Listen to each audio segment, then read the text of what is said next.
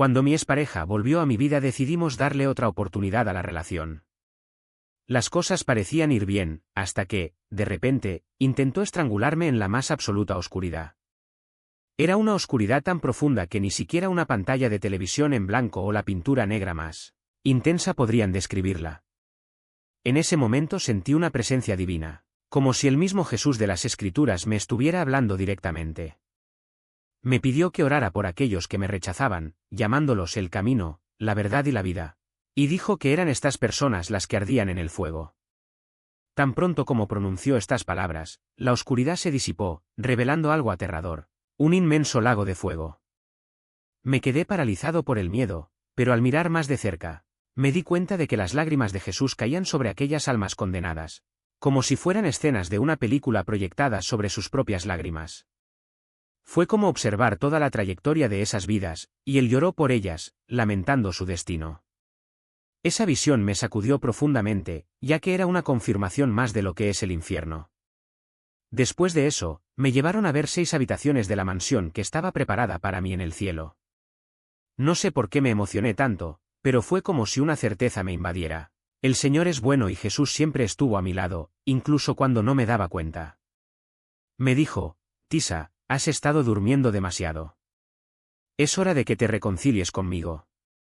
Y agregó: te mostraré cosas que te romperán el corazón. Perderás a familiares y amigos por mi culpa, pero no temas, porque estaré contigo y te apoyaré hasta el final. Luego anunció: vendré pronto. Y así terminó el experimento. Hoy estoy aquí para compartir estas experiencias sobrenaturales. He estado en el cielo, he visto parte de mi hogar eterno y también he sido testigo del infierno. Mi historia nunca antes se había contado públicamente y estoy agradecido de poder compartirla con ustedes. Para empezar, debo decir que, a lo largo de mi vida, he tenido encuentros con Jesús, ángeles e incluso Satanás. Desde mi nacimiento todo ha estado marcado por situaciones extremas. Incluso morí durante el parto, ya que nací boca abajo, con las piernas abiertas, asfixiándome en el canal del parto. Los médicos lograron reanimarme y me llevaron rápidamente desde Hutchinson a Twin Cities, donde estuve hospitalizado durante 28 días, conectado a dispositivos de monitorización cardíaca y respiratoria. Recuerdo, cuando era bebé, las luces intermitentes y el sonido de las máquinas. Uno de mis primeros recuerdos es el sentimiento de abandono cuando mi madre me entregó a mi padre, como si no quisiera cuidar de mí. Años más tarde, les describí esta escena y se sorprendieron: ¿cómo supiste eso? No sabía cómo explicarlo, solo tenía un recuerdo claro de esa escena. Desde entonces, he sentido que Satanás ha tratado de destruirme o atraerme a su lado. Otra experiencia notable ocurrió cuando tenía unos 5 años. Sufría de sonambulismo y tenía visiones nocturnas aterradoras. Vi mujeres extrañas al lado de mi cama, que me arrastraban a un mundo invisible, una especie de fábrica oscura donde preparaban líquidos sospechosos, tal vez venenos. Intentaron hacerme beber, pero nunca acepté. En otra ocasión escuché una voz que me ofrecía una bolsa negra llena de dinero y me decía: ven conmigo. En ese momento pensé que era extraño y me negué. Después de eso, mis visiones y percepciones sobrenaturales solo aumentaron. Sabía, por ejemplo, que mi tío iba a morir y traté de avisar a mi familia, pero no me hicieron caso, diciendo que tenía demasiada imaginación o que era demasiado crédulo. Solo años después, ya de adulto, comprendieron que yo realmente veía cosas que otros no veían. Mi infancia fue difícil. Crecí en un ambiente problemático, con padres alcohólicos y abusivos, y pasé un tiempo en hogares de acogida. Fui testigo de escenas que ningún niño debería ver. Pero aún así vi ángeles en el cielo y eso me trajo paz. Sentí que alguien más grande me estaba cuidando. Cuando dejé el sistema de acogida, entré en la adolescencia y comencé a vivir de manera rebelde. Perdí mi virginidad temprano, comencé a fumar, a beber y, a los 18 años, me convertí en madre. Mi madre todavía luchaba contra el alcoholismo y casi muere a causa de la abstinencia. Durante una de sus hospitalizaciones, tuvo una experiencia cercana a la muerte y describió visiones del infierno. Le advertí: mamá, casi te vas al infierno. Ella me maldijo, me humilló y nunca estuvo ahí cuando la necesitaba. Mi padre, por su parte, era adicto al crack y no me ofrecía ningún apoyo. Me sentí completamente sola, sin nadie que me ayudara a criar a mi hijo. En toda mi vida, nunca sentí que pertenecía a algún lugar, que era amado o querido, o que tenía ese tipo de vínculo que los padres deberían tener con sus hijos. Entonces, por supuesto, busqué llenar esos vacíos en otras personas, en relaciones o situaciones que, al final, solo me llevaron a moverme hacia círculos cada vez más peligrosos. Tenía una amiga que era prostituta.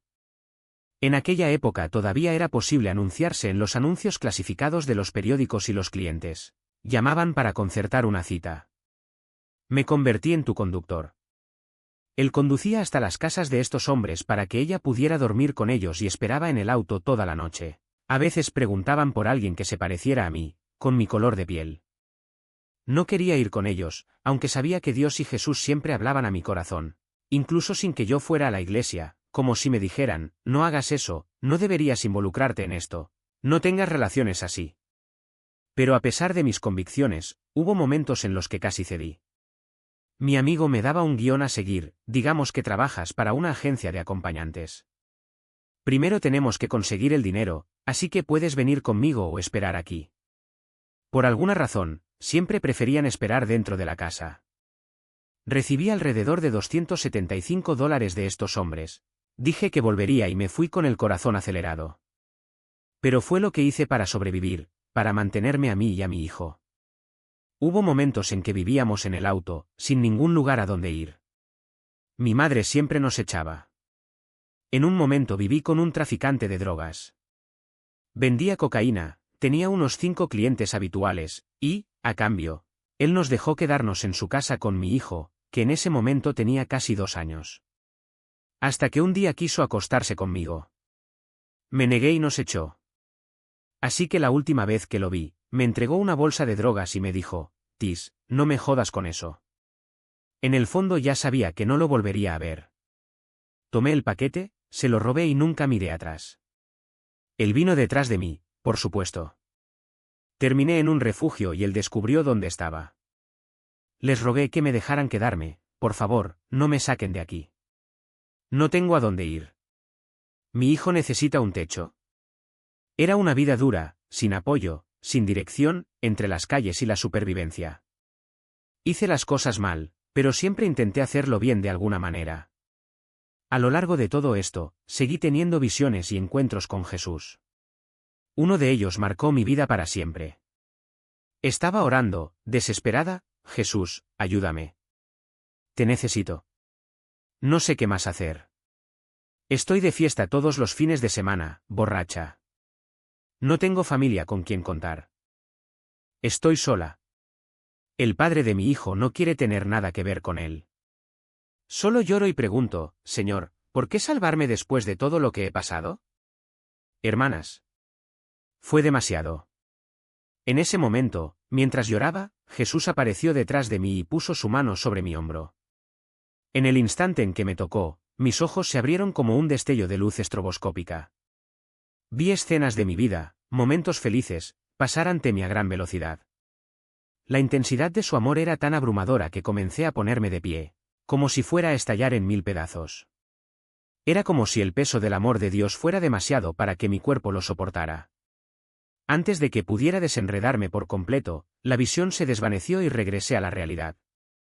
Más tarde descubrí un versículo en la Biblia que decía que no somos consumidos por el amor del Señor. Para mí, esto significaba 2 cosas. Primero, que las pruebas y dificultades de la vida no nos destruyen, incluso cuando pensamos que no podemos soportarlo más. Segundo, que no somos capaces de soportar toda la magnitud del amor de Dios mientras estemos en este cuerpo físico. Si sintiéramos todo el peso de este amor aquí en la tierra, no sobreviviríamos. Solo lo experimentaremos plenamente cuando estemos en nuestros cuerpos espirituales, en la eternidad. Ese encuentro con Jesús fue lo que me llevó a buscar respuestas. Debía tener 21 o 22 años cuando decidí investigar quién era este hombre, Jesús. Puede parecer extraño, como no supe que él era el Jesús de la Biblia, el Salvador del mundo. Pero la verdad es que, desde niño, lo veía en visiones. Me llevó al cielo, donde jugué con otra niña, saltando y riendo. Los colores allí eran 1000 millones de veces más vibrantes, como si aquí en la tierra viéramos todo a través de una lente sucia y borrosa. Siempre dije que la Tierra es una versión disminuida del cielo y el infierno. Lo que quiero decir con esto es que la alegría, la felicidad, la belleza de los paisajes, los momentos con amigos y familiares, todo esto se reduce a aproximadamente el 5% de lo que debería ser. Mientras tanto, el dolor, el sufrimiento, la soledad y la angustia se amplifican más allá de lo que podemos soportar. Y esto se debe a que nuestros cuerpos físicos no pudieron soportar la intensidad real de estas emociones. Dios, en su bondad, nos libra de ser consumidos por ellos. En ese momento de juego en el cielo, fue como si me hubiera olvidado por completo de la tierra. Fue el sentimiento más increíble de mi vida. Pero volviendo a la visión donde Jesús tocó mi hombro y me mostró destellos de mi vida, eso fue lo que me hizo buscar respuestas. Empecé a ver vídeos en YouTube sobre experiencias del cielo y del infierno, porque nadie a mi alrededor entendía lo que estaba viviendo. Mi familia, mis amigos, ninguno de ellos tuvo estas visiones ni habló de ellas. Me sentí sola, como si no perteneciera a ningún lado. Durante 2 días falté al trabajo e investigué. ¿Estoy loco?, pensé. Necesito asegurarme de que no lo soy. Luego encontré testimonios de otras personas que habían pasado por experiencias similares. Fue como si me quitaran un peso de encima. Lloré de alivio. Finalmente alguien entendió. Lo que vi no fue una locura, otras personas también lo habían visto. Sentí que pertenecía a algún lugar, que no estaba sola en esto. Aún así, siguió viviendo en el mundo. Iba a discotecas todos los fines de semana. Ella siempre era la conductora actual, porque podía soportar bien la bebida. Tenía una alta tolerancia al alcohol, al éxtasis, a la cocaína. Solo comencé a fumar marihuana más tarde, lo cual me pareció extraño, ya que tenía resistencia a otras drogas más duras. Mientras investigaba estos vídeos, mi vida continuó, lo que vi no fue una locura, otras personas también lo habían visto. Sentí que pertenecía a algún lugar, que no estaba sola en esto. La voz que escuché no hablaba como nosotros. No hubo palabras arrastradas, ni pausas, ni dudas. Fue una comunicación directa, como si alguien leyera mis pensamientos y respondiera incluso antes de que los formulara. Ese día, 28 de enero de 2014, tenía 28 años. La voz dijo: Tisa, es como si el tiempo se hubiera detenido. Has dormido demasiado. Es hora de llegar a un acuerdo conmigo. Luego vino la advertencia: te mostraré cosas que te herirán el corazón. Perderás a familiares y amigos por mi culpa. Pero no te preocupes, porque estaré contigo y lo superarás todo por mí. Y luego, la promesa que resonó dentro de mí: voy pronto. En el mundo espiritual no hay conversaciones como la nuestra. No hay rodeos ni explicaciones innecesarias.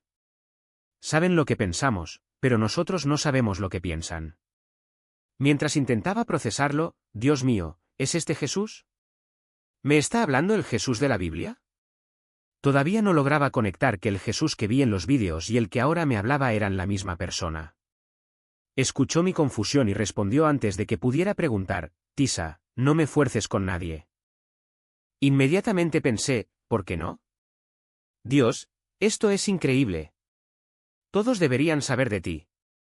Pero entonces me hizo una pregunta que me golpeó como un puñetazo en el pecho. ¿Quieres que alguien te ame solo porque fue obligado a hacerlo? Esa pregunta pesó mucho.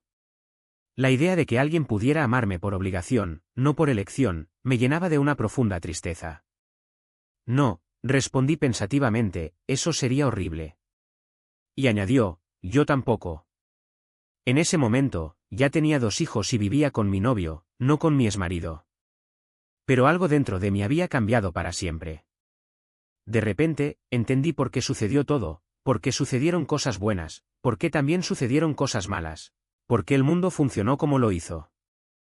Fue como si se hubiera abierto un telón y vi la verdad desnuda. Y, sobre todo, sabía que Jesús me había perdonado por todo lo que había hecho. Corrí al dormitorio y le conté todo a mi novio: ya no podemos vivir juntos. Ya no podemos tener relaciones sexuales. No estamos casados. Hablé de los videojuegos de mi hijo, de mis nuevas convicciones, de la urgencia que sentía. La gente pensaba que me había vuelto loco, pero yo estaba ardiendo por Dios. Un mes después, dejé de fumar. Iba conduciendo a casa, fumando un cigarrillo, cuando escuché una voz clara: «¿Vas a dejar de fumar?». Lo ignoré. Di otra calada. La voz volvió a sonar: «¿Dejarás de fumar?». Pensé: ¿está todo esto en mi cabeza? Pero entonces recordé la nueva mochila que acababa de comprar, el cansancio del trabajo, las ganas de relajarme. En la tercera calada, simplemente no pude aspirar el humo. Era como si mis pulmones se hubieran cerrado. Tiré el cigarrillo por la ventana, irritado, y escuché: «Has dejado que Satanás y sus demonios se metan dentro de ti durante demasiado tiempo. No volverás a tocarlo, pero querrás hacerlo por el resto de tu vida». Y fue así. Nunca volví a fumar. Hubo momentos en que el deseo volvió, pero nunca cedí. Desde entonces, estoy inmersa en una intensa búsqueda. ¿Quién era Dios? ¿Quién era Jesús? ¿Quién era el Espíritu Santo? Un día le pregunté a Jesús: ¿cómo es que no reconocí que eras tú? Él me llevó a una visión. De repente, estábamos en la sección de productos agrícolas de un supermercado. Las frutas y verduras brillaban, perfectas, tentadoras. «Mira a tu alrededor», dijo. «Has oído hablar de ellos, los has visto, has oído lo que la gente dice sobre ellos. Pero no es hasta que los pruebas y ves por ti mismo que realmente sabes qué son». Luego citó el Salmo 34, 8, «Probad y ved qué bueno es el Señor». La emoción me venció. Fue como si, por primera vez, lo supiera realmente. Ese Jesús que siempre había estado a mi lado era real. Él me amaba. Y a partir de ahí, empezó a mostrarme más. Tisa, me reveló de muchas maneras para traer de vuelta a mis seres queridos. Me mostró mariposas, atardeceres, gente que pasaba por la calle, pequeños carteles que hacían pensar en Dios, aunque no siempre regresaran a Él. Así obró, en los detalles, en las sutilezas, en el amor persistente. Pero la vida no era solo luz. No quería casarme, de hecho, si fuera por mí, habría vivido como vivía el mundo, centrado en mí mismo. Pero Jesús me había mostrado algo más grande. Entonces me casé con mi esposa en poco tiempo. Y luego vinieron las pruebas más oscuras. Estuve involucrado en prácticas de brujería. No por elección, sino por presión. Querían iniciarme como una bruja de alto rango en el reino de las tinieblas, alguien capaz de causar daño al reino de los cielos. Gracias a Dios, Él ya estaba conmigo, mostrándome la verdad antes de caer. Algunos de los rituales de iniciación eran grotescos. Uno consistía en arrancarle los ojos a un perro. Teníamos uno en casa, y frotarme con el líquido ocular. Mi madre, aunque no entendía mucho, siempre le decía a mi marido: «No te metas con ella. Es una hija de Dios». Una vez, frustrada, me dijo: «Es como si Dios hubiera colocado una campana de vidrio a tu alrededor, tan cerca que toca tu nariz. Nada puede alcanzarte». Nunca había compartido esto públicamente. Es algo demasiado grande. La mayoría de las personas, incluso los cristianos, no hablan de brujería, posesiones o cómo actúa el mal. Pero es real. En 11 años de asistir a iglesias, nunca escuché a nadie mencionar estas cosas. Nadie me preparó para lo que vendría. Y, sin embargo, allí estaba yo, en medio de una batalla que pocos entendían. Y algo dentro de mí simplemente lo supo. No era un pensamiento racional, ni una voz audible, era como si de repente se revelara una verdad invisible, como un interruptor que se acciona en la oscuridad. Estaba sola en la habitación del hotel, pero no era así. Había una presencia allí, una tensión en el aire que no provenía del viento ni del ruido de la calle. Era como si el propio entorno estuviera cargado de una energía que ya conocía, pero que nunca había sentido con tanta intensidad. El hombre al que había estado profetizando durante 2 semanas, el que aparecía todos los días a la misma hora, con la misma expresión en blanco, como si estuviera esperando algo, no era quien decía ser. En ese momento comprendí: había sido enviado. No escuchar palabras de Dios, no recibir sanación o dirección, sino silenciarme. Permanentemente. Y lo más aterrador no fue la revelación en sí, sino cómo lo supe. No fue un susto, no fue un miedo paralizante. Era una certeza fría, como si alguien me hubiera susurrado al oído: «Está aquí para matarte». Me levanté lentamente, como si cualquier movimiento repentino fuera a confirmar lo que ya sabía. La habitación parecía más pequeña y las paredes más juntas. Recordé las veces que me preguntaba sobre mi rutina, sobre dónde estaría en determinados momentos, sobre si alguien más sabía dónde estaba. Preguntas inocentes, disfrazadas de preocupación. Preguntas de quienes ya tenían un plan. Y luego, como una película que se reproduce demasiado rápido en mi mente, vi que las piezas encajaban en su lugar. La forma en que siempre miraba hacia otro lado cuando mencionaba a mi exmarido. La forma en que sus dedos tamborileaban en el volante cuando hablaba de Dios. Como si estuviera impaciente porque terminara. Incluso la forma en que me miró cuando profeticé, no con admiración, sino con una especie de cálculo. Como si estuviera midiendo lo peligroso que yo era para ellos. Fue en ese momento que entendí algo que la Iglesia nunca me enseñó. El mal no actúa solo con gritos y violencia evidente. Se infiltra. Se disfraza. Utiliza personas en las que confías, lugares que frecuentas e incluso palabras que has escuchado antes pero lo suficientemente distorsionadas como para que te resulten familiares. Mi exmarido no necesitó atarme a un altar para intentar iniciarme en la brujería. Utilizó rituales sutiles, cosas que parecían supersticiones inofensivas, un ojo de perro, una puerta atravesada al revés, una ofrenda dejada en un lugar extraño. Y ahora, este hombre en el hotel no estaba allí con un cuchillo en la mano o una pistola en la mano. Él estaba ahí con preguntas, con falsa preocupación, con un disfraz tan bien construido que casi me enamoro de él. Pero Dios no me dejó caer. Esa mañana no oré pidiendo protección. No clamé por un milagro. Simplemente sabía que no podía quedarme allí. No era miedo, era perspicacia, una claridad que provenía de un lugar más profundo que la lógica. Recogí mis cosas en silencio, sin prisas, como si saliera a alguna cita. Cuando pasé por recepción, el hombre estaba allí, parado cerca de la puerta, como si me estuviera esperando. Nuestros ojos se encontraron por un segundo y fue como si él también supiera que yo lo sabía. No hubo palabras, no hubo amenazas. Solo un reconocimiento mutuo de que el juego había terminado. Salí a la calle y respiré hondo. El aire era frío, típico de Minnesota en esa época del año, pero no sentí frío.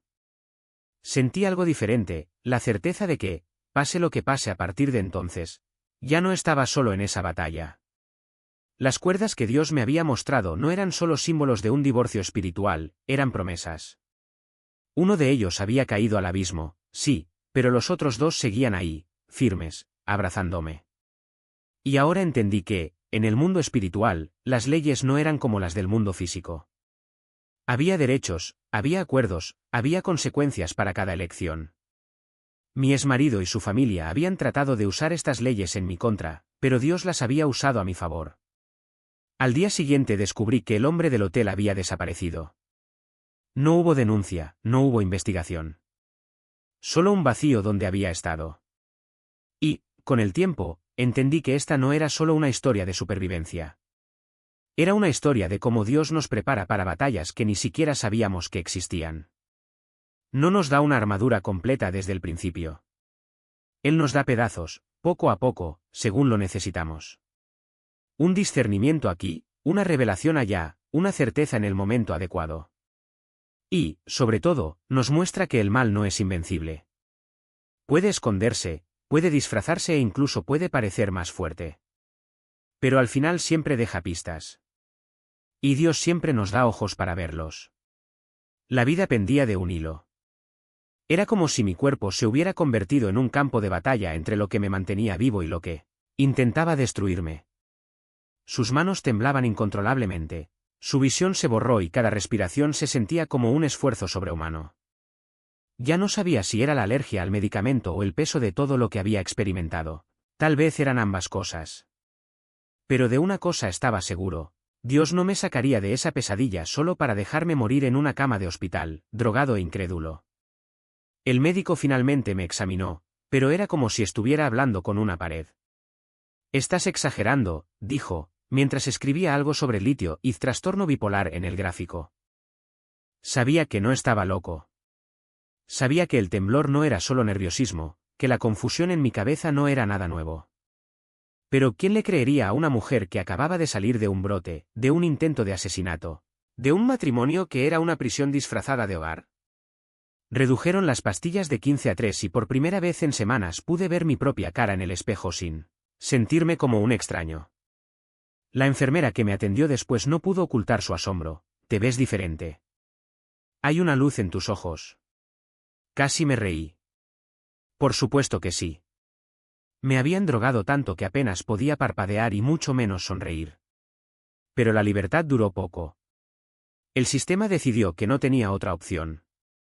«Te vas a casa», dijeron, como si fuera la única opción. Supliqué, le expliqué sobre el hombre armado, sobre las cámaras ocultas, sobre el marido que había contratado a un asesino. Sacudieron la cabeza con condescendencia. ¿Delirios? ¿Paranoia? Después de todo, ¿quién le creería a una mujer que ya había sido hospitalizada? ¿Quién creería que el peligro era real y no solo una invención de mi mente? Una semana después, sonó el teléfono. Fue mi marido. La voz al otro lado de la línea era tranquila, casi dulce, como si nada hubiera pasado. Y entonces, como un susurro en medio del caos, escuché la voz de Dios: «Di que volverás». Dudé. ¿Cómo podría aceptar eso? ¿Cómo podría volver a la misma casa, al mismo hombre que había intentado matarme? Pero algo dentro de mí sabía que esto no era una rendición. Fue una estrategia. En el tribunal, los jueces me miraron como si fuera un niño testarudo. «Aceptaste volver a casa», dijeron, como si eso resolviera todo. Y tal vez, para ellos, lo solucionaría. Pero sabía que no era el final. Era solo una etapa más de una guerra que yo no había elegido, pero que necesitaba ganar. Y, sobre todo, sabía que no estaba sola. Dios me había mostrado las pistas, me había dado las armas. Me había enseñado a luchar incluso cuando todo parecía perdido. Ahora era el momento de confiar en que Él también me mostraría el camino de regreso, no a la prisión, sino a la libertad. Desapareciendo en el aire, como si alguien le hubiera pasado una esponja húmeda. Y entonces lo entendí: esa mancha oscura no era suciedad, era el peso de todas las opciones que llevaba. La mujer estaba allí, pero no estaba allí, como si una parte de ella ya hubiera sido borrada mucho antes de morir. El hombre continuó caminando por el sendero de tierra, con pasos pesados, como si cada uno de ellos lo arrastrara más lejos de la cerca blanca. Y supe, sin que nadie tuviera que decírmelo, que ese era el camino que él había elegido. No la de la multitud, no la luz que brilla detrás de la valla, sino la suya propia, estrecha, gastada, sin camino de regreso. De repente, el suelo bajo sus pies comenzó a abrirse, como si la tierra estuviera cansada de sostenerlo. No gritó, no intentó agarrarse a nada. Simplemente cayó, lentamente, como una hoja que cae de un árbol en otoño. Y cuando llegó abajo, no había fuego, ni gritos, ni demonios con cuernos. Hubo un silencio tan denso que pareció absorber el aire de mis pulmones. Fue entonces cuando Jesús me mostró lo que podría haber sido. La vista cambió y yo estaba de nuevo en ese mismo campo, pero ahora todo era diferente. La valla blanca brillaba como si estuviera hecha de perlas, y la gente detrás de ella no estaba quieta, bailaban, reían, como si el aire mismo vibrara de alegría. El hombre estaba allí, en medio de ellos, pero ya no se alejaba. Corría hacia la valla, con los brazos abiertos, como si quisiera abrazar al mundo entero.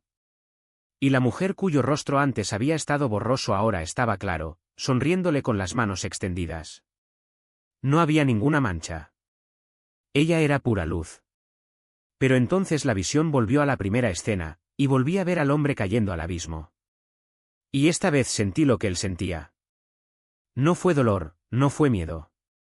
Era un vacío tan profundo que le hacía doler el pecho, como si alguien le hubiera arrancado algo y dejado solo un agujero donde solía estar un corazón. Y supe, en ese instante, que el infierno no era un lugar de llamas. Era un lugar donde la gente cargaba con la ausencia de todo lo que podrían haber sido. Jesús me abrazó mientras yo lloraba porque entendía demasiado. Comprendí la soledad de quien elige el camino equivocado, comprendí el peso de cada no dicho adiós, comprendí cómo el amor puede convertirse en cenizas cuando nos empeñamos en llevarlo solos. Y me dijo, sin palabras, que no era demasiado tarde, no para mí. Que todavía podía elegir la valla blanca, todavía podía correr hacia la luz. Todavía podía ser la mujer del rostro limpio, sin imperfecciones. Pero también sabía que para hacer eso tenía que dejar de huir. Deja de mentir sobre los medicamentos, deja de aceptar migajas de paz en lugar de la verdadera libertad. Deja de creer que merecía menos que el amor que él me ofreció. Porque el infierno no era solo un lugar al que iba la gente después de morir. A veces empezó aquí mismo, en las habitaciones cerradas con llave, en las puertas rotas, en las voces que decían que no tenía salida. Y la única manera de escapar era dejar de alimentarlo con mis propias manos. En algún lugar entre el cielo y mi propia incredulidad, Jesús me mostró cómo incluso aquellos que conocen a Dios, que han oído hablar de Él, que saben lo que está bien y lo que está mal, pueden elegir vivir como si Él no existiera. El hombre que se había ido no era ajeno a la verdad. Conocía las palabras, las promesas, el amor que le esperaba. Pero decidió seguir su propio camino, como si libertad fuera sinónimo de ignorar las consecuencias. Y Dios, como caballero que es, respetó esa elección. Después de todo, el libre albedrío no es una trampa, sino un regalo, incluso cuando lo usamos para alejarnos de aquel que nos creó. Lo que me sorprendió no fue solo el destino del hombre, sino cómo su indiferencia se había extendido como una mancha de tinta sobre el papel. El dolor que le causó a esa mujer no se quedó con ella. Ella sangró a otros y ellos, a su vez, le transmitieron el veneno. 1000 vidas contaminadas por una única elección egoísta. Fue como presenciar una reacción en cadena, una gota de sufrimiento multiplicándose, infectando todo a su alrededor. Y entonces Jesús me reveló la raíz de todo. No importaba cuántas personas resultaron heridas en el camino, al final, la fuente de ese monstruoso dolor estaba en él. En sus duras palabras, en sus actos de crueldad, en su negativa a amar como había sido amado. Fue allí donde realmente comprendí el peso de nuestras acciones. Cada palabra que decimos, cada gesto que hacemos, cada persona que cruzamos en nuestro camino, todo queda registrado. No como un juicio frío, sino como una cosecha inevitable. La Biblia dice que hay vida y muerte en el poder de la lengua porque nuestras palabras no son solo sonidos en el aire, son semillas. Y las semillas, una vez plantadas, crecen. Podemos producir buenos frutos, amor, paciencia, perdón, o malos frutos, odio, amargura, destrucción. Dios no corta el árbol malo por capricho. Lo corta porque no produce más que espinas. ¿Y nosotros? Somos los jardineros de nuestras propias vidas. Ver eso fue como recibir un puñetazo en el pecho. Entendí por qué algunos terminan en el infierno no por un castigo arbitrario, sino porque eligen, día tras día, alimentar el fuego en lugar de apagarlo. Entendí por qué Jesús insiste en que tratemos a los demás como nos gustaría que nos trataran a nosotros, porque cada acto de bondad es un ladrillo en la construcción del cielo, y cada acto de crueldad es un ladrillo en la construcción del infierno. Entendí por qué necesitamos morir a nosotros mismos todos los días, renovar nuestra mente, resistir los impulsos de la carne y del mundo. Porque lo que sembramos hoy, lo cosecharemos mañana. Y cuando nos presentemos ante Dios, no habrá excusas, ni arrepentimientos tardíos, ni segundas oportunidades. Veremos con nuestros propios ojos el impacto de cada elección. Sentiremos, de primera mano, lo que sintieron aquellos a quienes herimos. Y no habrá vuelta atrás. Otra visión me atravesó como un rayo. Estaba orando cuando, de repente, me encontré en un autobús urbano. El vehículo estaba sucio, los cristales empañados y los limpiaparabrisas luchaban en vano por limpiar el barro que cubría los cristales. Miré a mi alrededor, confundida. ¿Dónde estoy? ¿A dónde voy? No pude ver nada. Entonces Jesús dijo, Tisa, ora por tu familia, por tus amigos, por aquellos que están espiritualmente ciegos y dormidos. En el mismo momento, me sacaron del autobús y me encontré parado en una oscuridad tan espesa que no podía ver mi propia mano frente a mi cara. El aire estaba cargado de humo y el único punto de referencia era un muro de piedra a mi izquierda, frío, áspero, real. Jesús, ¿dónde estoy? Susurré, el pánico subiendo a mi garganta. Fue entonces cuando apareció. No como lo imaginaba, radiante y majestuoso, sino arrodillado, inclinado, como si llevara sobre sus hombros el peso del mundo. Uno de sus brazos descansaba sobre su rodilla derecha, mientras que el otro sostenía su cuerpo. Y lloró. No eran lágrimas discretas, sino un grito profundo, visceral, como si cada gota estuviera hecha de dolor líquido. Las lágrimas corrieron por su rostro como resina, espesas, vivas, y cayeron al suelo con un sonido que resonó en mi interior. ¿Por qué lloras?, pregunté, con la voz temblorosa. Y él respondió: orad por aquellos que me han rechazado como camino, verdad y vida. Estos son los que arden. Al instante, el humo se disipó. Ante mí se extendía un lago de fuego, vasto y terrible. Pero lo que más me atormentó no fue el fuego en sí, sino lo que vi en las lágrimas de Jesús.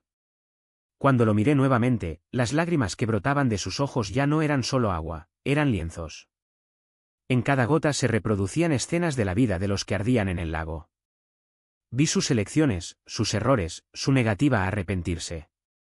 Y Jesús lloró por cada uno de ellos. No con ira, no con desdén, sino con un amor tan profundo que te rompía el corazón. No quería que nadie se perdiera. No quería quemar a nadie. Y me pidió que orara por ellos, por aquellos que lo habían excluido de sus vidas. Fue una lección que nunca olvidaré: Dios no se regocija por la pérdida de nadie. Él llora. Él sufre. Él extiende su mano hasta el último segundo, esperando que alguien la tome. ¿Y nosotros? Estamos llamados a ser sus socios en esta misión. Orando por los ciegos, por los que duermen, por aquellos que eligieron vivir como si Él no existiera. Porque, al final, el amor es lo único que puede apagar el fuego. Pero no todo fueron sombras. El cielo, el cielo, era como sumergirme en un sueño que ni siquiera sabía que tenía. Una de las primeras cosas que vi fue mi nombre escrito en el libro de la vida. No como una promesa lejana, sino como un hecho consumado. Las acusaciones que temía, los errores, los fracasos, las veces que tropecé, no tenían poder allí. Yo no era culpable. Fue gratis. Y luego Jesús me llevó a ver mi casa. No una casa cualquiera, sino un lugar preparado con tanto mimo que cada detalle me pareció hecho a mi medida. La primera habitación que visité fue una casa en un árbol, algo con lo que siempre soñé tener cuando era niña. Pero no era una casa de madera destartalada. Era un espacio elegante, con una mesa en el centro, libros y revistas esparcidos, como si alguien acabara de salir a tomar el té. Jesús me colocó allí y me dijo: esta es una de tus habitaciones. Un lugar para descansar, para pensar. Y desapareció, dejándome asombrado por la sencillez y belleza de aquel refugio. En otra ocasión, mientras oraba, él vino a mí sonriendo, como si guardara un secreto. En un abrir y cerrar de ojos estábamos en una habitación cuadrada, iluminada por una luz magenta que se elevaba desde el suelo, suave y acogedora. En el centro había una pista de patinaje sobre hielo. Y allí estaba ella, una niña girando, saltando, deslizándose con una gracia que parecía imposible. Miré a Jesús, impresionado. Ella es increíble, comenté. Y él sonrió: ¿eres tú? Cuando el patinador se giró, reconocí mi propio rostro. Fui yo, cumpliendo un sueño que siempre tuve, pero que nunca pude alcanzar en la tierra. Y allí, en aquel salón, entendí: en el cielo, cada deseo de nuestro corazón que fue entregado a Dios se hace realidad. Cada talento sin explotar, cada pasión no vivida, cada sueño postergado, todo cobra vida. Otra puerta se abrió a una habitación que parecía hecha del océano. Las paredes brillaban con tonos de azul y verde, y el sonido de las olas resonaba suavemente. Era como si pudiera sumergirme en el agua en cualquier momento, sentir la corriente envolverme. Y Jesús me dijo: este es tu lugar de curación. Porque en el cielo hasta las heridas más profundas se convierten en belleza. Incluso los lugares donde hemos sido quebrantados se convierten en espacios de paz. Y cada habitación, cada rincón de esa mansión, era una promesa: Dios no solo nos perdona a nosotros. Él nos restaura. Él nos devuelve todo lo que perdimos y más. Y allí, frente a mí, estaba Él. Mi hijo. No como un bebé frágil, sino como un niño radiante, lleno de vida y alegría. Sus ojos brillaban con una luz que no provenía del sol, sino de su interior, como si llevara el propio reflejo del cielo. Corrió hacia mí con los brazos abiertos y lo levanté sintiendo el peso del amor que nunca había dejado de existir, a pesar de que llevaba tan poco tiempo entre mis brazos en la tierra. Jesús estaba a mi lado, mirándome con una sonrisa que decía más que cualquier palabra. Aquí no crecen solos, susurró. Aquí están completos. Aquí son amados como siempre soñaste. Y luego, como si leyera mis pensamientos, me mostró más. No estaba solo mi hijo allí. Había otros, caritas que reconocí en lo más profundo de mi corazón, aunque nunca las había visto antes. Eran los niños que había perdido sin saberlo, los que Dios ya había reunido en sus brazos antes de que pudiera nombrarlos. Una de ellas, una niña de pelo rizado como el mío, extendió la mano y me tocó la cara. Mami, estamos bien, dijo, como si supiera exactamente lo que necesitaba escuchar. Y en ese momento, algo dentro de mí se rompió y se reformó al mismo tiempo. No fue tristeza, fue alivio. Era la certeza de que, incluso en los lugares donde el dolor parecía insoportable, Dios estaba tejiendo algo hermoso. Él no borra nuestras lágrimas solo para dejarnos vacíos. Los convierte en ríos que conducen a lugares donde el anhelo ya no duele. Mi hijo me tomó de la mano queriendo mostrarme algo. Mira, mamá, señaló hacia un jardín donde las flores no se marchitaban y los pájaros cantaban en armonía. Aquí podemos jugar para siempre. Y me reí, porque era imposible no reírme de aquella alegría pura. No había prisa, no había miedo, no había peso del mundo. Solo había tiempo, tiempo para abrazar, correr, susurrar secretos al oído de Dios. Jesús me explicó que esos eran mis tesoros. No oro ni piedras preciosas, sino momentos así, momentos en los que el amor se vuelve tangible, cuando las heridas se convierten en alas. Tú guardaste cada lágrima, dijo, y yo guardé cada sueño que tuviste para ellas. Aquí nada se pierde. Todo se restaura. Y entonces, como si el cielo mismo tomara aliento, el entorno que nos rodeaba cambió. De repente estábamos en un lugar donde la nieve caía suavemente sobre los árboles brillantes. Pero no había frío, solo la belleza del invierno sin su peso. Mi hijo corrió a jugar en la nieve, haciendo ángeles en el suelo, y me di cuenta de que allí hasta las estaciones obedecían al ritmo del corazón. No hubo sufrimiento, solo la perfección de lo que siempre quisimos. Regresarás a la tierra, me dijo Jesús, pero ahora sabes dónde están. Y sabes que un día, cuando sea el momento adecuado, te volverás a encontrar. Y en ese instante comprendí, el cielo no es un lugar lejano. Es el abrazo que Dios nos da cuando más lo necesitamos. La promesa de que nada de lo que amamos se pierde para siempre. Es la certeza de que, incluso cuando cerramos los ojos aquí, en algún lugar, alguien nos espera, con una sonrisa, con un abrazo, con la palabra que falta para sanar el alma. Y luego, en esa visión, vi otra mano, esta vez, no era humana. Era oscuro, con garras afiladas y sostenía algo que parecía un espejo roto. Los fragmentos no reflejaban el rostro de mi marido, sino el mío. Y cada fragmento mostraba una versión diferente de mí, uno llorando, otro gritando, otro suplicando. El demonio se rió, girando lentamente el espejo, como diciendo, mira lo que le hiciste. Mira lo que él te hizo a ti. Pero entonces algo cambió. La mano que sostenía su corazón se abrió y el órgano previamente aplastado comenzó a brillar. Ya no era rojo, sino dorado, como si alguien hubiera vertido luz en las venas. Y entendí, ese corazón no era solo dolor. También fue resistencia. Era la parte de él que todavía luchaba, incluso cuando ya no sabía cómo. Jesús me mostró que, detrás de toda la oscuridad, había una semilla de redención. Y que, a veces, el amor de Dios no llega como un rayo que todo lo destruye, sino como una fina lluvia que ablanda la tierra, para que, un día, algo nuevo pueda brotar. Me dijo, no es necesario que arregles lo que está roto. Solo debes recordar que ya estoy trabajando en ello. Y fue entonces cuando vi la iglesia. No como un edificio, sino como un cuerpo, manos, pies, ojos, todos conectados, pero muchos de ellos heridos, ocultando las cicatrices. Algunos miembros estaban tan ocupados mostrando solo su lado hermoso que se olvidaron de acercarse a aquellos que todavía estaban sangrando. Otros, tan heridos, ya no podían creer que pudieran ser curados. Y Jesús me preguntó, ¿qué harías si vieras una oveja tendida entre el rebaño? Respondí, yo la criaría.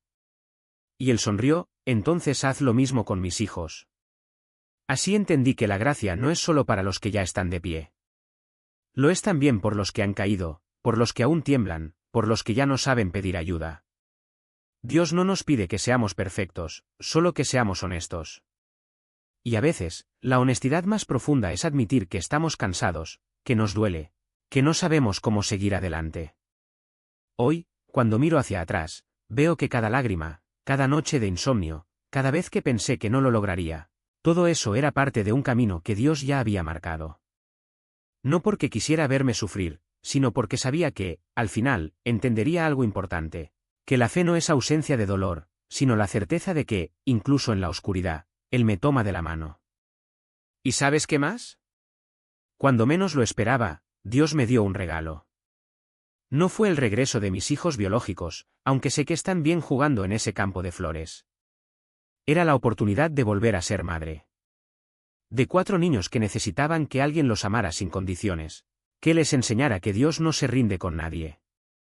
Y hoy, cuando me abrazan, siento que también estoy abrazando al niño de 9 años y a la niña de 8 que un día me dijeron: «No llores, mami.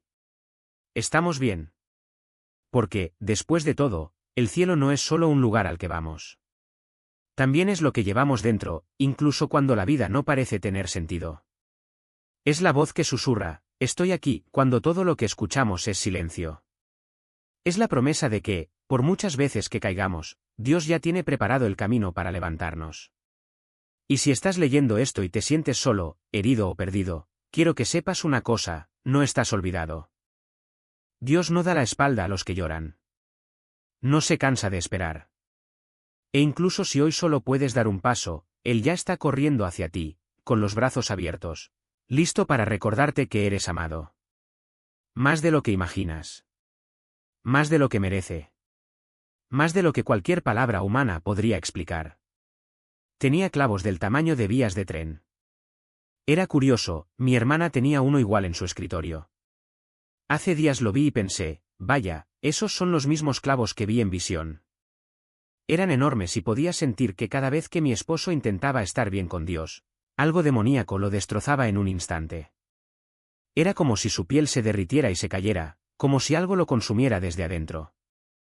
Entonces, de repente, fui llevado a otra escena, un inmenso cofre del tesoro, lleno de monedas de oro y piedras preciosas. Me quedé asombrado: eso es una fortuna, pero en un abrir y cerrar de ojos todo desapareció, como si alguien hubiera volteado el cofre. ¿Y qué quedó?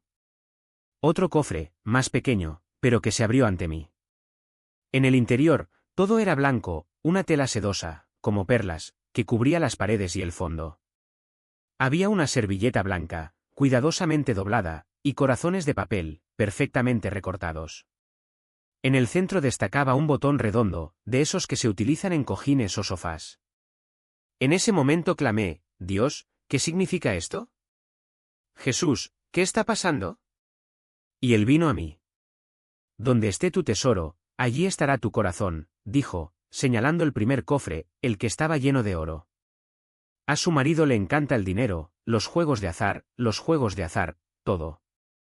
Luego se volvió hacia la segunda arca, la más pequeña, y le pregunté: «¿Qué es todo esto, Señor?» Me mostró la servilleta blanca y luego una escena: mi marido, de lejos, con las manos sobre una mesa, mientras Jesús, detrás de él, cubría sus hombros con un manto inmaculado. «Esto representa mi justicia tratando de cubrirlos», explicó. Luego señaló los corazones de papel. «¿Qué significa eso?», insistí. «Es mi amor por él», respondió. Me quedé sin palabras. Entonces, mi mirada se fijó en el botón en el centro del cofre. «¿Y ese botón? ¿Por qué me llama tanto la atención?». Él sonrió. «Es mi sello sobre él. Un toque solo para él». Casi no podía respirar. «¿Qué pasa con la tela suave?», yo pregunté. «Es para que cuando caiga, lo atrape. Y será suave. Y bueno». Al día siguiente, todavía tenía una pregunta: «Dios, ¿por qué no hablaste de los demonios? ¿De lo que hacen?». Y él respondió: «Porque no son rival para mí. Pero sí lo son para él. Y necesita oración». Luego me mostró algo más: las muñecas de mi marido, atadas con una cuerda. Y lo entendí. Me arrepentí. «Perdóname, Señor, por pensar que no estabas actuando. Pero no eres un Dios que obliga a nadie. Eres un caballero, intentas por todos los medios recuperar a la persona. Y trabajas detrás de escena, día tras día, para llamar la atención, para restaurar la relación. Por eso quiero terminar con un recordatorio: si usted es pastor, líder o parte de un ministerio de la Iglesia, no tenga miedo de ayudar a quienes enfrentan opresión espiritual, brujería o ataques demoníacos. Como cuerpo de Cristo e hijos de Dios, debemos caminar en la autoridad que Él nos ha dado y ha liberado a los cautivos. Esto es lo que Jesús nos envió a hacer: tocar las cadenas, abrir las cárceles, ser luz donde hay oscuridad. Y si conoces a alguien en esta situación, no lo alejes. No lo juzgues. Fui rechazado por la Iglesia. Siento que si hubiéramos recibido ayuda, oración, apoyo, las cosas podrían haber sido diferentes. Pero nadie quiso escuchar. Nadie se acercó. Así que termino con esto: Jesús es el camino, la verdad y la vida. Nadie va al Padre sino por Él. Tenemos un libro de la vida, y un día daremos cuenta de cómo vivimos. Nuestra vida será el testimonio que hablará por nosotros, como dice la palabra. Así que te animo, busca una relación con Jesús. Arrepiéntete de tus pecados. Sed luz e instrumento de paz. Él es nuestra esperanza, nuestra fuerza. Y tu historia, Tisa, aún no ha terminado. ¿Sientes algo en tu espíritu sobre lo que Dios tiene preparado para tu futuro? Sí. Me han profetizado varias veces que algún día predicaría, que tengo un llamado poderoso en mi vida. Y siento que pasé por todo esto para dar esperanza a quienes enfrentan batallas como la mía. Si yo puedo hacerlo, tú también puedes. Si tengo esperanza, tú puedes tenerla. Las batallas que ganamos se convierten en la victoria de la esperanza para otro. Este es el que creo que es mi propósito: compartir lo que he vivido, ayudar a liberar a otros, ser un instrumento en las manos de Dios. Amén. Creo que tu historia es una historia de redención. Y realmente siento que todas las batallas que enfrentaron, Dios las convertirá en bendiciones para su reino. ¿Puedes orar por nosotros, cerrando con esta certeza?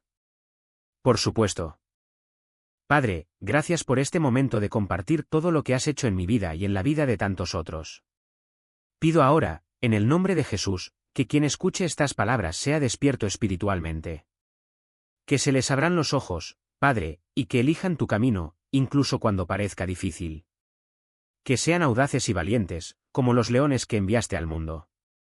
Que recuerden que estamos en una misión y que quiten la vista de las distracciones para centrarse en lo que dice tu palabra, porque, al final, eso es lo que importa. Ella es quien nos guía por el camino correcto. Que nosotros, Padre, estemos unidos en un solo propósito, hambrientos de ti, con un fuego que no se puede apagar. Que este testimonio toque a alguien, le recuerde tu bondad, que tú estás con él y para él.